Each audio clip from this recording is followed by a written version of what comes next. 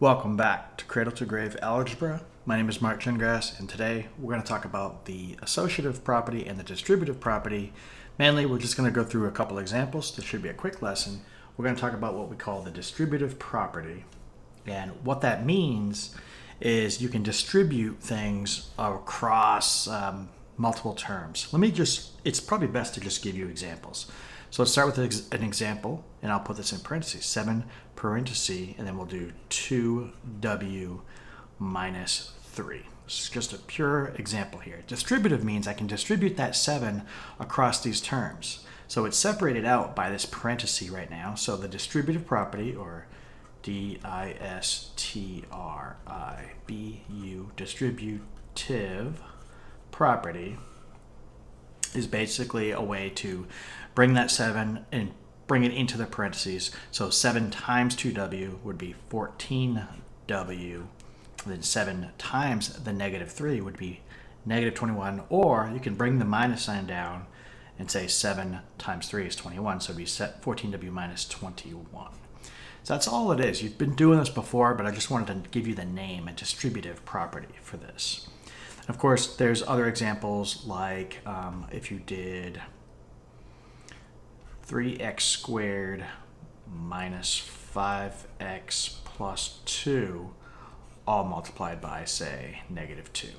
If you have this, you could take that negative 2. Now the negative goes with it. It's not minus 2. So let me draw that just a little bit better here. So it's a negative 2. It's not a minus 2. So that minus, or that negative 2 is multiplied by everything inside of the parentheses. And that's what I'm getting at here. So negative 2 times 3x squared would be negative 6x squared.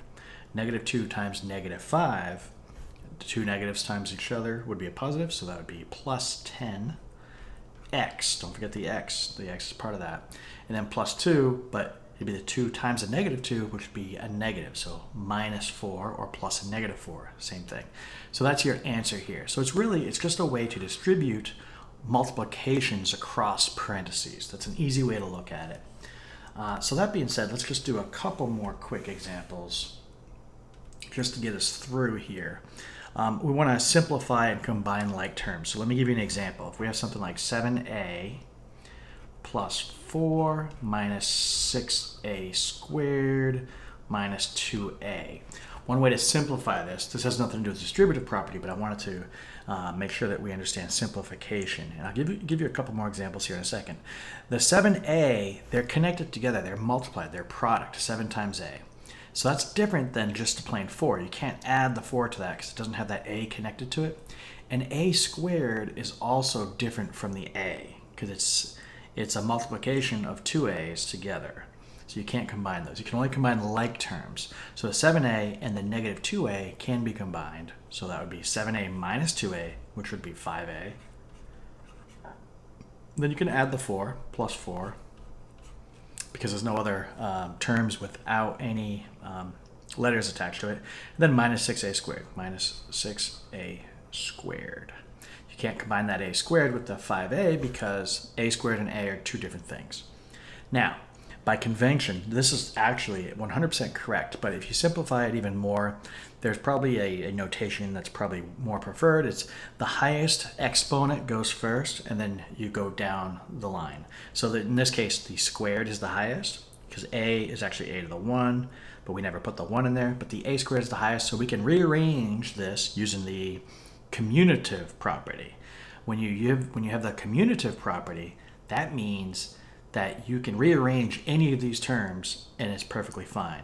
In other words, a plus b is the same thing as b plus a, or 2 plus 7 is equal to 7 plus 2. That's the commutative property. You can swap things around a little bit. Distributive, you distribute that across the parentheses, right? So that's kind of the difference. Anyways, by convention, we're going to move this negative 6a squared over to the left-hand side. So just don't forget to take that negative with you. So negative 6a squared. Now the next exponent down would be a to the 1, so that'd be 5a1, so it'd be plus, because it's we never put the pluses there when it's a positive, but there's a little plus there, just like there's a little negative here. Well, this would be the same thing as if you added a negative. Don't want to get you too confused, but just get used to that. So negative 6a squared plus 5a, we don't need to put the little 1 there, plus 4. And that's our final answer. It's simplified. And both answers are correct, but this is the answer that would be most likely seen on an academic book or in real life. The a squared would go first. And don't forget that anything raised to the 0 power is equal to 1. So this 4, you could pretend there's an a there, if there was an a there, but it's to the 0 power. Anything raised to the 0 power is equal to 1. So 4 times 1 is 4. So that's why we never put anything like that on there. So, anything raised to the 0 power is equal to the number 1. That's why we don't put that in there. So this, you could pretend that there's an a there if you really choose to, put a 0 there. A to the 0 power is 1. 1 times 4 is 4, so it just equals 4. Don't confuse it too much. I just want to expose this stuff to you, get you used to it. I hope that you find these little tutorials helpful, and if you do, please go ahead and subscribe, like, leave a review, etc. So I'll see you in the next one.